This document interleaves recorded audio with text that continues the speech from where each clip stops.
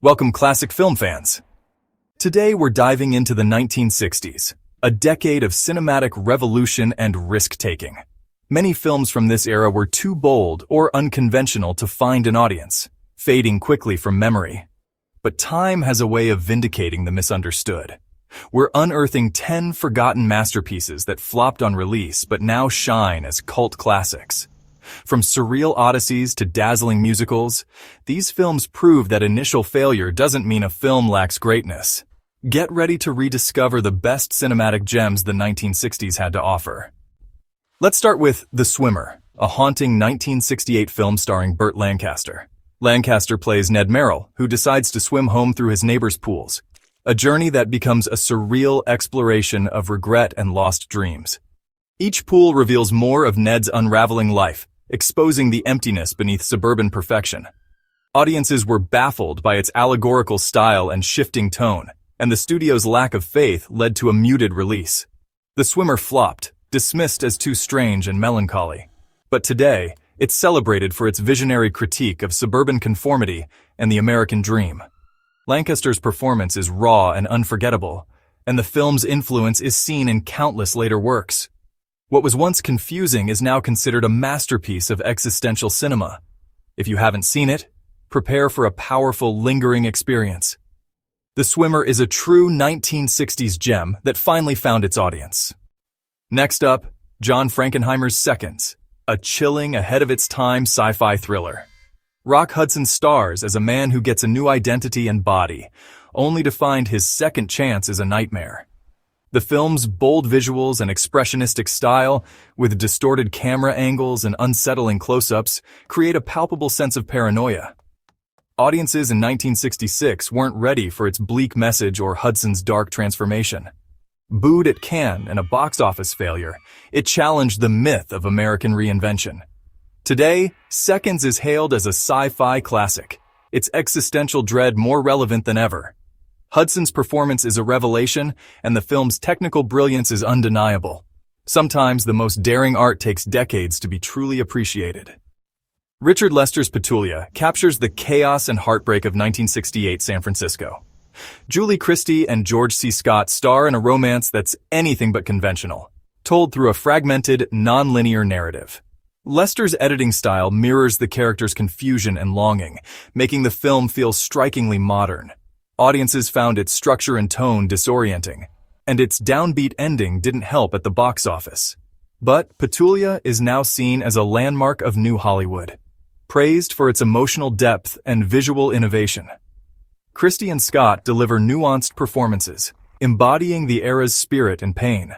The film's once challenging style is now admired as sophisticated storytelling.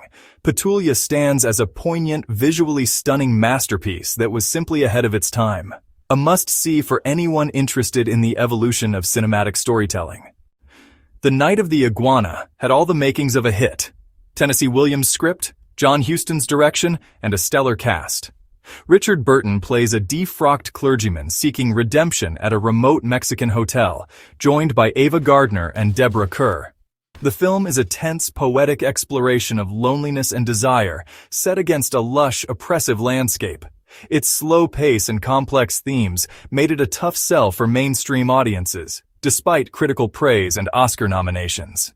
Today, it's recognized as one of the finest Williams adaptations, with unforgettable performances and masterful direction. The Night of the Iguana is a mature, emotionally rich film that rewards patient viewers, a powerful, overlooked classic of 1960s cinema. John Boorman's Point Blank redefined the crime thriller in 1967. Lee Marvin stars as Walker, a betrayed criminal on a relentless quest for revenge through a cold corporate Los Angeles. The film's fractured narrative and dreamlike ambiguity left audiences confused, expecting a straightforward action flick. Boorman's direction turns LA into an abstract battleground, and Marvin's enigmatic performance is iconic. Point Blank's minimalism and existential themes were ahead of their time, leading to box office disappointment. Now it's celebrated as a neo-noir masterpiece, influencing directors from Soderbergh to Refn. Its bold style and razor-sharp coolness make it a must-watch for fans of innovative cinema. Point Blank is a brutal, poetic film that finally gets the recognition it deserves. A true classic that was light years ahead of its era. Bob Fosse's Sweet Charity dazzled with Shirley MacLaine's star turn and groundbreaking choreography. The story of Charity Hope Valentine, a dance hall hostess with endless optimism, is bittersweet and visually spectacular. Fosse's musical numbers, like Big Spender, are iconic, blending Broadway energy with cinematic flair. But by 1969, audiences wanted gritty realism, not splashy musicals, and Sweet Charity's big budget made its flop even more painful. Today, it's beloved by musical fans and cinephiles for Fosse's artistry and MacLaine's heartfelt performance. Sweet Charity bridges classic musicals and Fosse's later, darker works. It's a visually stunning, emotionally rich film that deserves a second look, a fabulous flop that's now a cult favorite. The Loved One is one of Hollywood's strangest, darkest comedies, a 1965 satire of the funeral industry. Directed by Tony Richardson and based on Evelyn Waugh's novel, it skewers American commercialism and death rituals with gleeful absurdity. Robert Morse stars as a young poet navigating the bizarre world of Whispering Glades Cemetery, surrounded by a cast of eccentric characters. The film's pitch-black humor and relentless weirdness alienated mainstream audiences, leading to a quick box office demise.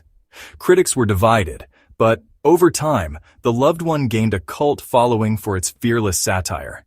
Its influence can be seen in later dark comedies by the Coen brothers and Terry Gilliam. The Loved One remains a singular, unforgettable cinematic experience. If you love the bizarre, this is a must-see flop. The Chase is a Southern Gothic epic with a dream cast. Brando, Fonda, Redford, directed by Arthur Penn. The story centers on a small Texas town unraveling after a prison escape, exposing deep-seated violence and hypocrisy. Brando's sheriff is a moral anchor amid chaos, while the town's elite fuel a brutal manhunt. The film's ambition is clear, but production troubles and post-production meddling left it feeling disjointed. Critics found it overwrought and audiences stayed away, making it a high-profile flop. Yet, its raw power and unflinching look at American darkness are undeniable. The Chase is messy, but fascinating. A precursor to the cynical, violent cinema of the new Hollywood era. The performances are outstanding, especially Brando's restrained turn. Today, it's seen as a flawed but vital film that dared to tackle big themes. A grand, ambitious failure that's more interesting than many safe successes. The Stalking Moon is a Western-turned psychological thriller starring Gregory Peck. Peck plays an army scout protecting a woman and her son from a relentless Apache warrior. The film's suspense comes from what's unseen. Its villain is a ghostly presence, creating a constant sense of dread. Audiences found it too quiet and slow, craving more action, so it faded quickly from view. Today, it's recognized as a hidden gem, praised for its atmosphere and psychological tension. The Stalking Moon is a precursor to modern horror, with its almost supernatural antagonist. Peck's understated performance anchors the film's taut storytelling. A genuinely scary, intelligent Western that deserves rediscovery. The Boston Strangler is a gripping true crime drama that broke new ground in 1968. Tony Curtis delivers a career-defining performance as Albert DeSalvo, the suspected killer, shedding his leading man image. The film's split-screen technique and dual structure were innovative but divisive. Its complex portrayal of the killer and stark violence sparked controversy, and it was largely overlooked at awards time. Today, The Boston Strangler is seen as a bold, unsettling classic, with Curtis's transformation hailed as one of cinema's great performances. The film's style now feels ahead of its time, managing a complex narrative with urgency and depth. It's a gripping, intelligent thriller that explores the darkest corners of the human mind, a controversial flop that's now a true crime essential. There you have it. 10 1960s films that prove box office failure doesn't equal artistic failure. These movies challenged audiences and pushed boundaries, only to be celebrated decades later. Which of these forgotten gems are you excited to watch? Share your favorites in the comments. Thanks for joining us. Your passion keeps these classics alive. Don't forget to like, subscribe, and keep discovering hidden treasures from cinema's past.